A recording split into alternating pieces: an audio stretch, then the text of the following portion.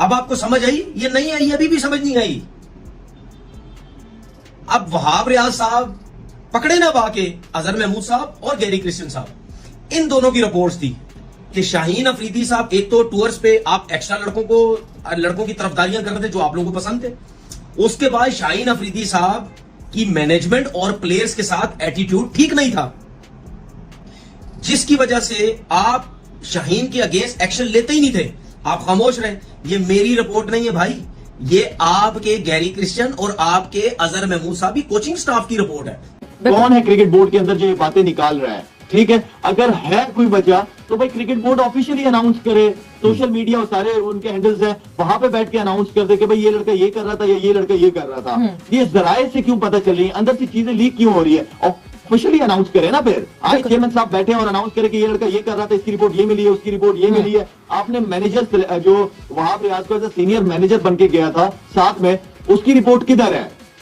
आप assistant coach है Gary Christian, अगर इन्होंने कहा है तो वो सामने आए ना, बताए कि भाई ये प्रॉब्लम है, ताकि सबको पता चले ना। इसका भाई जो है रियाज अफरीदी और ये इसका सुसर है शाहिद अफरीदी। मेरी बातें समझ में आई? मेरी बातें समझ आई? वहाब रियाज ये जो इसको लाया मोहसिन नकवी को, ये पहली कड़ी है। वहाब कह रहा है मैंने काम ईमानदारी से किया, रज़ाक कह रहा है कि फिर 6 लोग क्यों वो थे। अब बंदा पूछे मोहसिन नकवी से तूने इतना पावरफुल क्यों बनाया वहाब रियाज को, तो सर्जरी तो तेरे से होनी चाहिए।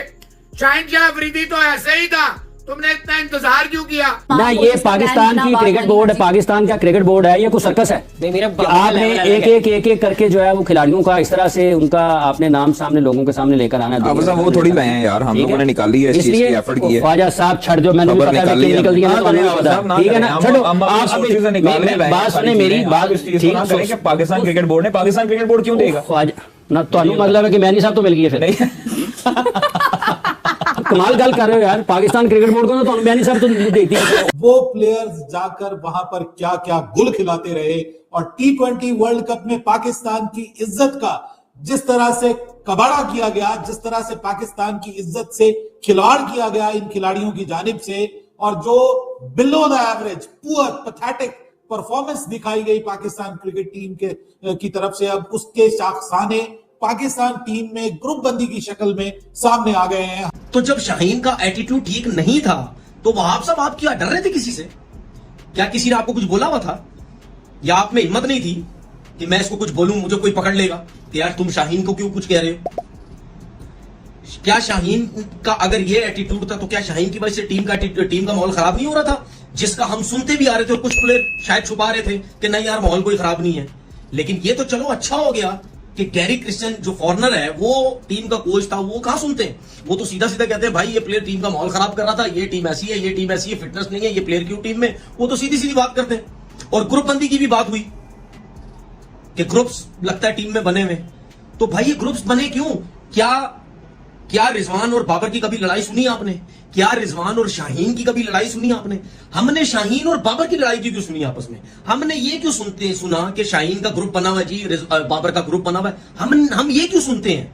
अभी तो जराए से पता चल रही है चीजें, ऑफिशियली अनाउंस करें ताकि जो जिन प्लेयरों पे जो इल्जाम लग रहा है वो आके बात तो करे ना। ये रिपोर्ट तो बेसिकली अगर होनी चाहिए थी तो सीनियर मैनेजर वहाब रियाज की तरफ से होनी चाहिए थी ना। वहाब रियाज की रिपोर्ट किधर है, किन प्लेयरों के नाम है उसमें? तो I mean I don't know किसके क्या एंगल्स हैं, कौन किस लॉबी के तहत काम कर रहा है। ऑनेस्टली हैरान हो जाता हूँ कि एक इदारा चलाना मुश्किल हो गया इनके लिए। उसकी यही औकात होती है। शाहीन शाह अफरीदी के बारे में 1.5 साल पहले कहा था ये लॉबी बड़ी स्ट्रांग है, ये दामाद है शाहिद अफरीदी का, ये भाई है रियाज अफरीदी का। अब आपको पता चला है ये तो कब से एरोगेंट था, कब से ये हो रहा था, कब से ग्रुपिंग आपको कह रहा था। आज जो 2-3 लगड़ बगड़ पीसीबी के भारी भरकम जूतों को पॉलिश करने वाले, नोट पकड़ने वाले और मोहसिन नकवी के जूते चाट रहे हैं, तलवे चाट रहे हैं, ये बात मैं कब से कर चुका हूं। ये आजकल लौंडे सिर्फ एक आधे टूर में बिकने वाले, ये जूते पॉलिश करने वाले, ये मालशिया आपको खबर देंगे, इनकी औकात नहीं है। आपको पहले बोला था ये शाहीन अफरीदी अब इस बाबर को जलील करेंगे और ये बाबर इस पूरी कौम का जलील करेगा।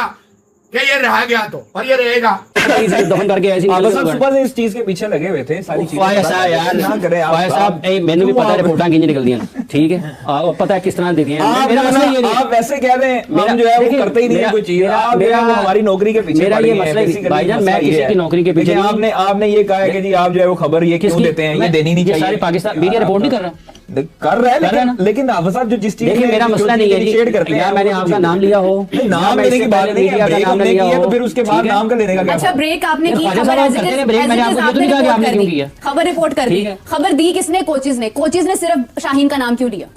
जब 11 प्लेयर्स खेल रहे हैं उसमें तो नहीं शाहीन का नाम लिखा। अगर एटीट्यूड की बात है, जो चीज लॉबी है, जो खिलाड़ी लॉबी करते रहे हैं उनमें जिक्र तो नहीं है शाहीन का। ने ये बोला कि शाहीन शाह अफरीदी जिम्मेदार हैं, वो बदतमीजी कर रहे थे, वो टीम में ग्रुपिंग कर रहे थे, वो उन्होंने बॉलिंग अच्छी नहीं की। हालांकि फैक्ट ये है कि कोई भी बल्लेबाज आपके 500 रन नहीं बना सका पूरे ओडिया वर्ल्ड कप में, जहां आपने 9 मैचेस खेले। बाबर आजम जो कि नंबर 1 ओडिया बैटर बन के गए थे, वो 27 नंबर पे एंड अप किए in the entire world cup. According to him batting wickets नहीं, अकॉर्डिंग टू हिम छोटी बाउंड्रीज थी।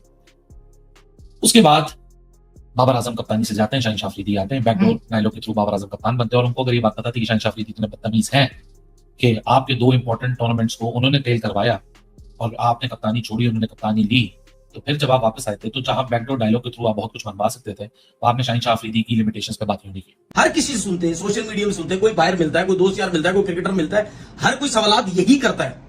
कोई सवाल ये नहीं करता कि बाबर आजम और रिजवान की बनती नहीं है, या रिजवान और शाहीन की नहीं बनती है, ग्रुप बना, कोई ऐसी नहीं बात करता। हर कोई ये बात करता है कि बाबर और शाहीन का क्या मसला है, बाबर और शाहीन का ग्रुप क्यों बना हुआ है। जब शाहीन पाकिस्तान टीम में आया था, क्या शाहीन उस टाइम भी ऐसा ही था?